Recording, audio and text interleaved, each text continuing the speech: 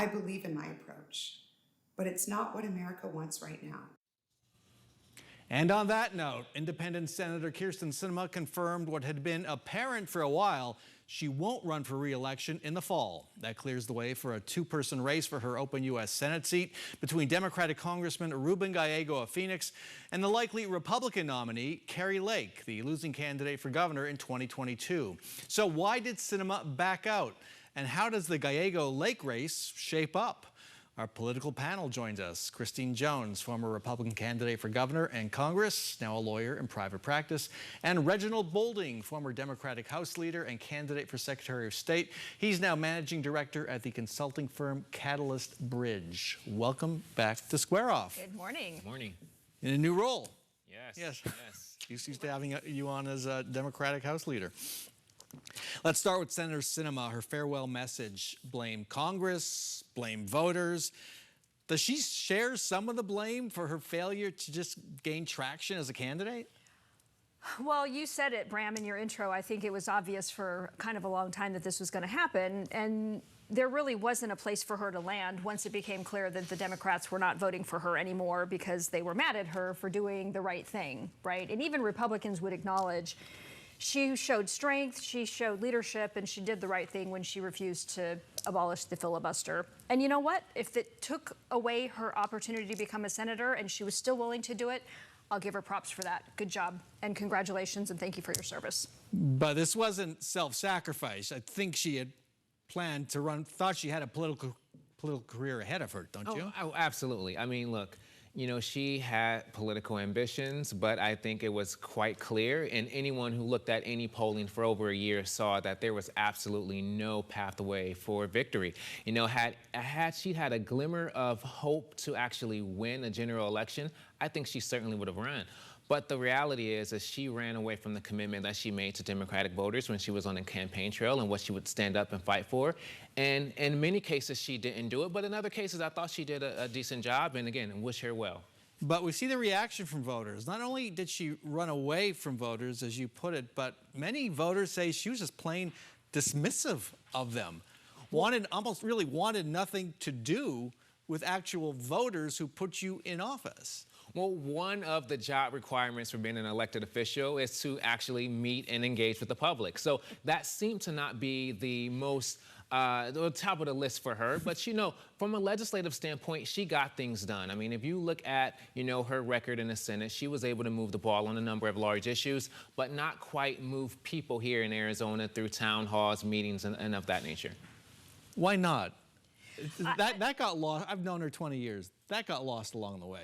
I'm not really sure, and you know, to your point, Reginald, I think if you are going to be in office, you actually give up your right to say no to those things. And so her sort of stiff arm, the Heisman to the media, to constituents, was always very surprising to me because I thought she was actually pretty good at it.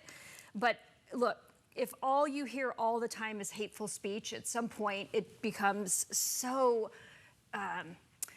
it's just disturbing, Bram. And, you know, having been on the end of a lot of hateful speech, I get it, but still, it's sort of demonstrated to all of us, I think it telegraphed to all of us that she was sort of at the beginning of the end for a long time now. If you just won't meet with people like you, who are the least offensive people, right, to be meeting with, then you're clearly not going to meet with the people that are hard to meet with.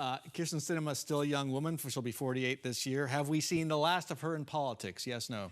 Well, I mean, if you read her book, she said, look, I don't need to be in the Senate. I can go join a couple of corporate boards. I can make a lot of money. I can go be a lobbyist. So I don't think from a policy development standpoint, we've seen the end of her. And you said it before, she really is very ambitious. She's put herself out there since she was very young, so I think we might see her head pop above. Maybe. Yes, no. Will we see her back in politics?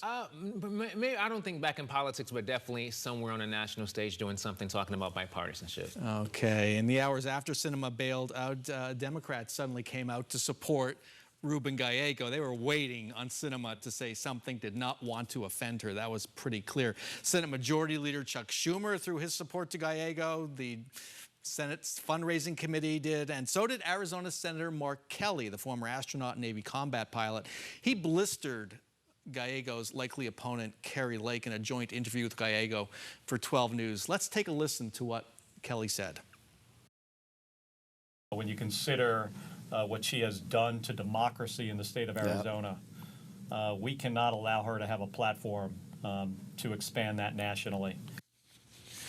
That was Mark Kelly warning about what Kari Lake might do in the U.S. Senate as somebody who has just denied election defeats and tried to take down democracy.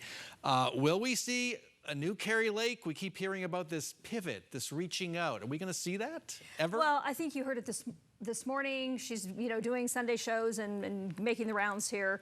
She really has made 2 points. One is Ruben Gallego is not Mark Kelly.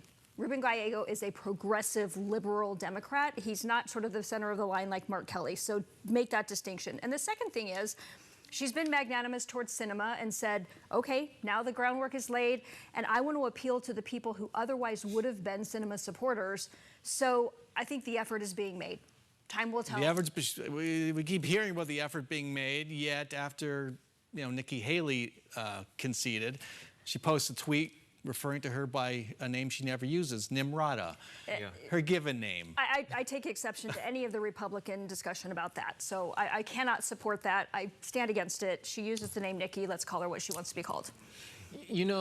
Kari Lake can't help herself. Similar to former President Donald Trump.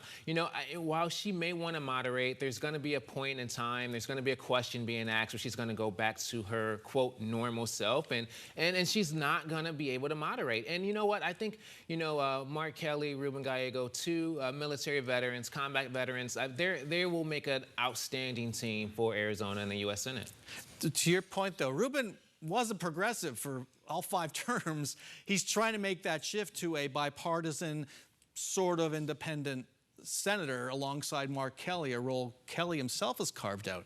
Can he do that successfully? Well, look, if you look at Ruben Gallego, he's had a history of service, military, state legislature, Congress, and he has been someone who's been able to compromise on issues. Ruben Gallego is not a Bernie Sanders by any stretch of the means. So, he's someone who's going to pragmatically look at an issue, very smart, Harvard educated. He's going to look at an issue and he's going to make sure that he's going to fight for that issue. You could call it progressive, you can call it analytical, pragmatic, but I think he's someone who's going to fight for Arizona. High stakes race. Arizona could decide, again, who controls the U.S. Senate. Which candidate has the advantage and why? Well, certainly in the head-to-head polls, it looks like Gallego does, but we haven't seen that poll now that Sinema's out. And by the way, the reason Republicans and independents don't hate Bernie Sanders is because he actually admits that he's a socialist. Well, look, Reginald. I think that Gallego definitely has the upper hand here. While there's some folks who don't know his story, I think when people get to know who Ruben Gallego is, someone who pulled himself up by his bootstraps, who served in the military, has a history of service, I think people actually get to like him. And he's not gonna be Kari Lake, and I think that's actually something that is a benefit from day one. All right. Got to end it there. When we come back, Kari Lake has a big legal problem. And did Joe Biden bury the questions about his age? You can see my exclusive joint interview with Senator Mark Kelly and Congressman Ruben Gallego on our YouTube channel. Go to 12news.com/YouTube. Stay with us.